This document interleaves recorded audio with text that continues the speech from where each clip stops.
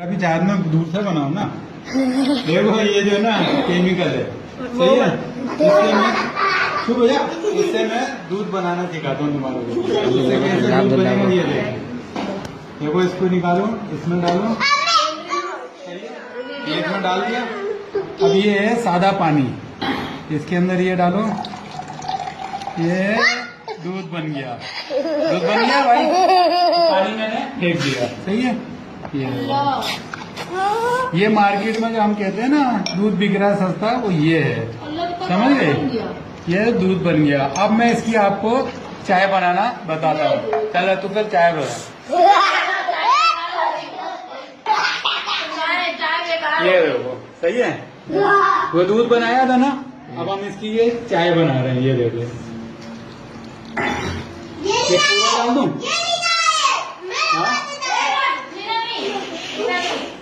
ये बना के दूध में चाय बना दी, सही है। और बाहर का दूध मत पिया करो। ये देखें, ये जो है चाय बन गई। या तब दो, मैं पी के दिखाऊंगा।